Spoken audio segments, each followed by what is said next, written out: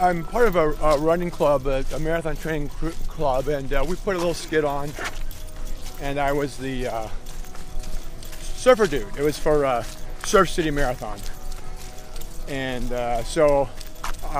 and I'm bald, so I had this visor with a spiked, blonde wig in it, and just did this kind of surfer persona. So it was fun. And then at the marathon, I came with the same outfit on. And then after that, I started playing around with some different hats.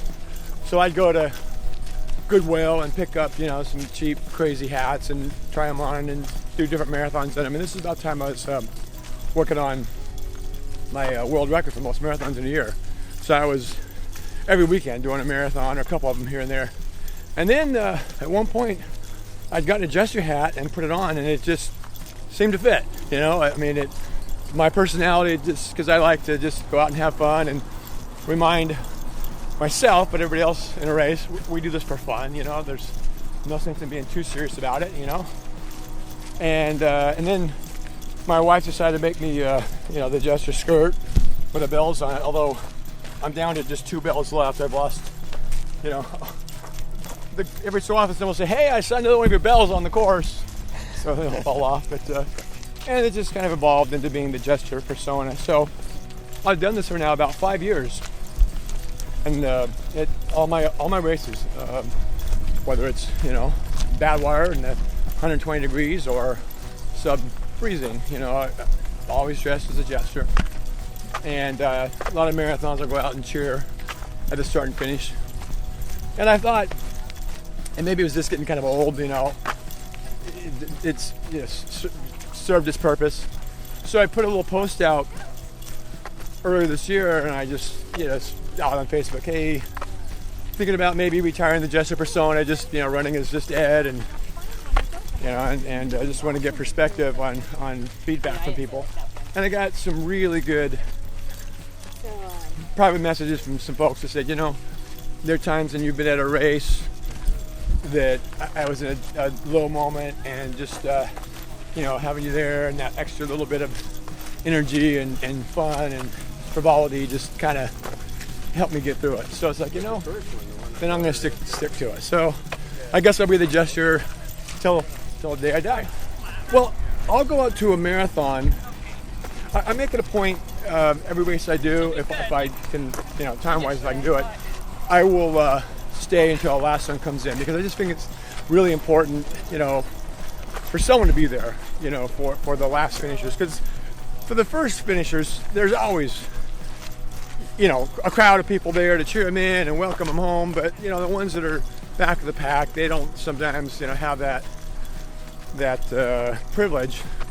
So I decided, that's what I would do. And cowbells are kind of common in marathons. And so I started taking a cowbell with me, and would, I have signs I'd hold up at the beginning of the race, and then I'd cross the starter's mat and run the marathon, and then go back on the course and cowbell people in and cheer them in coming in. So that's how the cowbell got going. And then I did a 100-mile race, and a friend of mine, Maureen, crewed me for it, and she gave me this wood train whistle, and just started playing around with that and taking it with me to races and tooting on that, and it just became kind of a fun thing, and people kind of enjoyed that. So that's kind of my thing now, I guess, the train whistle and the cowbell, and just to keep it fun and add some excitement. And so what I do at an event like this, when we have the direction change,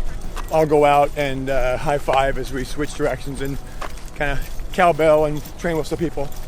I just figured out I can go with like a two-tone whistle by just putting my finger over one of the notches that are cut out. So yeah, it's kind of fun. I'm so used to it, because for the last almost 6 years, every race I do, other than, if I had the jacket off, you couldn't tell what race I'm in and what the temperature is, because I look always exactly the same. All different shirts, but so that's all I know. I don't know any different. I don't know what it would be like to run a race without the Jester hat. And people will ask me about that. Well, isn't it hot? It's like, I don't feel hot, and if I do get hot, I just pour some water on it or stick some ice up in hat. That's what we do at Badwater. We put ice in our hat. So yeah, I don't know any different. So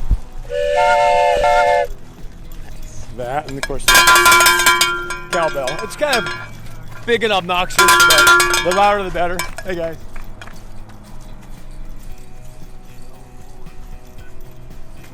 That's part of what I love about these multi-day events, is the strategizing and figuring out your sleep pattern, because you know there's a fine line.